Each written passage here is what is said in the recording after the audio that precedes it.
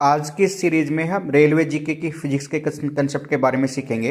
आपको मालूम है किसी भी सब्सटेंस को अगर छोटे से छोटे टुकड़ों में बांटोगे और बाकी एक ऐसा मटेरियल बन जाए जिसके और टुकड़े ना हो सके, आप उसे एटम कहते हो, हिंदी में अणु। एटम इलेक्ट्रॉन प्रोटॉन न्यूट्रॉन से मिलकर बना हुआ होता है। इलेक्ट्रॉन पे नेगेटिव चार्ज होता है, प्रोटॉन पे पॉजिटिव, और न्यूट्रॉन के ऊपर कोई भी चार्ज मौजूद नहीं होता। बेसिकली अगर इलेक्ट्रॉन का एटम का डायग्राम बनाया जाए तो कुछ ऐसा ही दिखेगा बेसिक स्ट्रक्चर। यानी जो न्यूक्लियस है वो सेंटर पे मौजूद होता है किसी भी एटम के, और न्यूक्लियस के अंदर प्रोटॉन और न्यूट्रॉन मौजूद होंगे। और इलेक्ट्रॉन जो होते हैं न्यूक्लियस के चारों तरफ चक्कर काटते हैं। जिन पाथ पे वो चक्कर काटेंगे उनको ऑर्बिट्स बोला जाता है। अब बात आती है कि किसी भी मेटेरियल के ऊपर आपने देखा होगा पॉजिटिव चार्ज डेवलप होता है, नेगेटिव चार्ज डेवलप होता है। तो आपको ध्यान रखना है कि जो चार्ज डेवलप होगा वो इलेक्ट्रॉन के ट्रांसफर होने की वजह से होगा, प्रोटॉन के ट्रांसफर होने से नहीं होगा। क्योंकि अगर आपको प्रोटॉन ट्रांसफर करवाना है ना, तो आपको न्यूक्लियस को तोड़ना पड़ेगा, जिसके लिए बहुत ज़्यादा एनर्जी खर्च हो जाएगी। और वो थोड़ा सा मतलब एक अच्छा मेथड नहीं है चार्ज को ट्रांसफर करने का, क्योंकि इस केस में बहुत ज़्यादा एनर्जी भी खर्च होगी और न्यूक्लियस को तोड़ने के बाद एनर्जी भी बहुत ज़्यादा निकलेगी।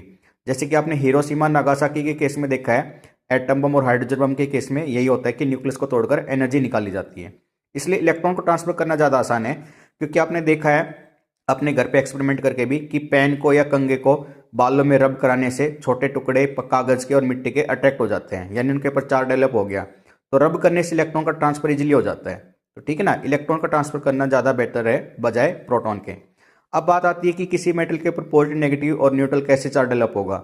देखिए, अगर इलेक्ट्रॉन की संख्या प्रोटॉन से कम हो जाए तो उस ऑब्जेक्ट पे पॉजिटिव चार्ज डेवलप हो जाएगा, और अगर इलेक्ट्रॉन की संख्या प्रोटॉन से ज़्यादा हो जाए तो उस ऑब्जेक्ट पर नेगेटिव चार्ज डेवलप हो जाएगा।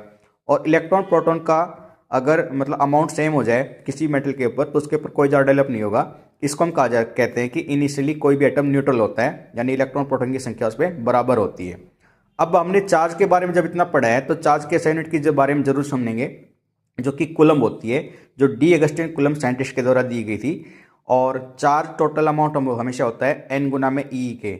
n होता है टोटल नंबर ऑफ इलेक्ट्रॉन्स, और एक इलेक्ट्रॉन के ऊपर चार्ज होता है 1.6 × 10⁻⁻19 कूलम।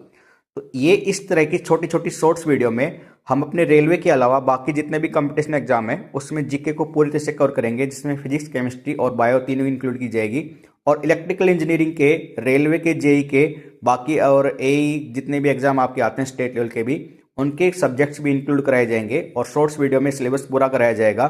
फिर भी आपको अगर कोई भी क्वेरी होती है या कोई स्टडी मटेरियल आपको चाहिए होता है तो आप कमेंट बॉक्स में जरूर लिख सकते हैं, आपकी पूरी पूरी हेल्प कराई जाएगी। इसलिए आपसे रिक्वेस्ट है कि प्लीज़ वीडियो को ज़्यादा से ज़्यादा शेयर और चैनल को सब्सक्राइब जरूर कर लीजिएगा, ताकि आप लोगों के आने वाले एग्जाम में काफ़ी हेल्प हो सके। Okay bye, thank you, take care.